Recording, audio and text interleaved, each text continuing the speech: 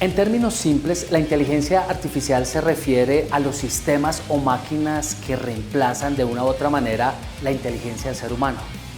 Pero la estructura ha cambiado. Hay nuevos fenómenos, nuevas maneras de entenderlo y sobre todo maneras de comprender hacia dónde se desarrollan estas nuevas tecnologías.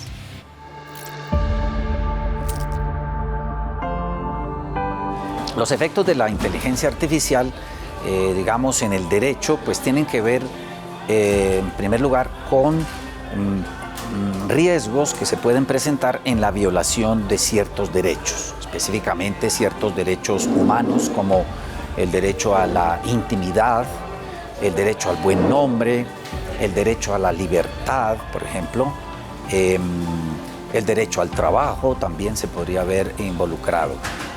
Puede haber otros más, pero digamos que estos son los derechos más sensibles a la influencia de la inteligencia artificial.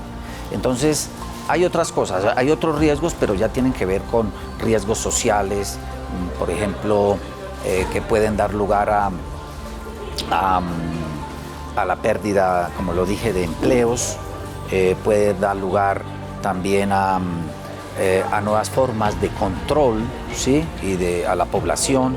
Se puede usar para temas de delincuencia, puede ser usado para temas bélicos, por grupos, digamos, de crimen organizado, etcétera, etcétera. Entonces, al final lo que se ha visto es que debe haber un marco regulatorio, hay una necesidad, y ahí está el derecho, que ya el derecho como norma, derecho positivo, regule o establezca unos parámetros de regulación y de responsabilidad frente a los riesgos y daños que se puedan originar en la inteligencia artificial.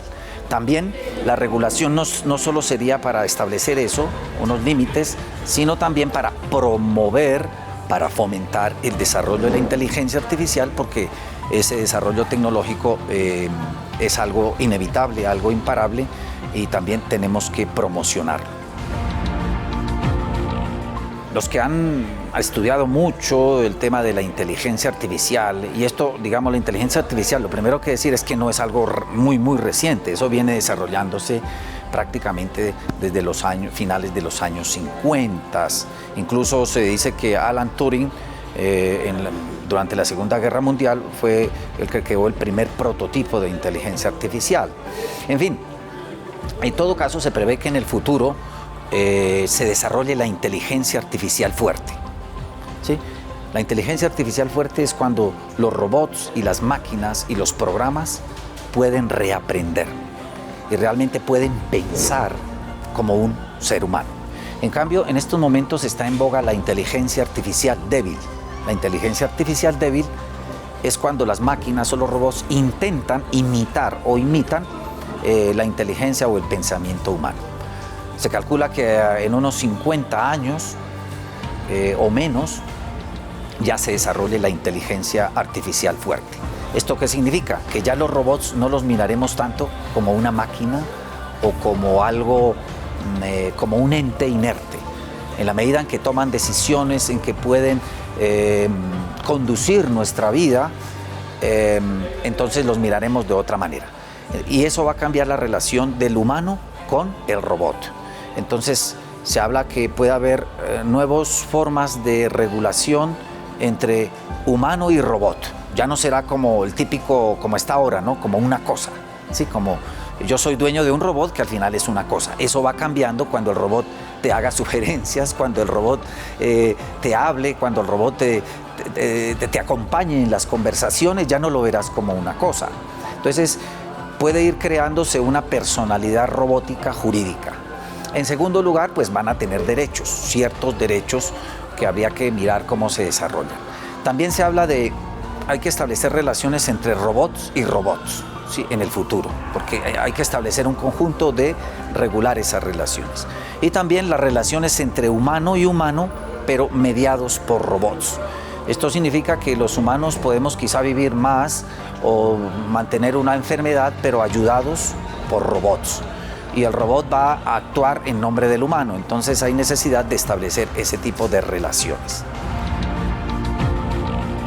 No sabemos hasta dónde puede evolucionar. Una cosa es que el robot pueda pensar y pueda tomar decisiones. Otra cosa es que el robot quiera hacer algo o no, porque los robots en principio no van a tener sentimientos, no tienen, y eso los diferenciará siempre de los humanos. Digamos que el robot puede tomar decisiones con la información, tomarlas más rápido, actuar más rápido que un ser humano, pero no tiene ese efecto volitivo. Entonces ya hay películas, ¿no? Creo que hay una de Will Smith sobre Yo Robot, y en la cual un robot como que se revela, y etcétera. En todo caso, hoy lo que se ha planteado es la responsabilidad. En caso de que un robot dañe a una persona o a otra cosa o a otro robot, ¿quién responde? En principio no sería la máquina, sería el que lo produjo, el dueño, el programador, etcétera, etcétera. Eso es lo que hay que reglamentar. Pero llegar a juzgar a un robot como a un ser humano es muy difícil.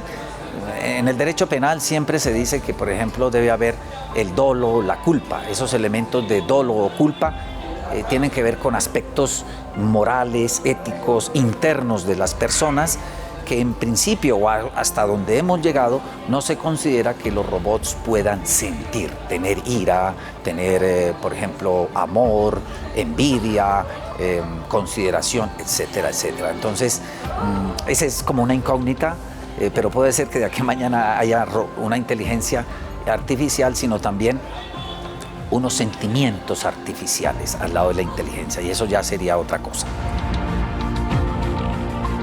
La inteligencia artificial, igual que las TIC, las tecnologías de las comunicaciones, de la información, son algo inevitable. Es decir, queramos o no, eso ya va a venir o ya está. Ya tenemos, por ejemplo, inteligencia artificial que la aplicamos en nuestras vidas. Cuando, por ejemplo, buscamos una tarea y ponemos en el computador las palabras y la máquina lo busca. Eso ya son formas de inteligencia artificial. Por ejemplo, en un lavamanos, ¿sí? Un sensor óptico, ya son formas primitivas de inteligencia artificial.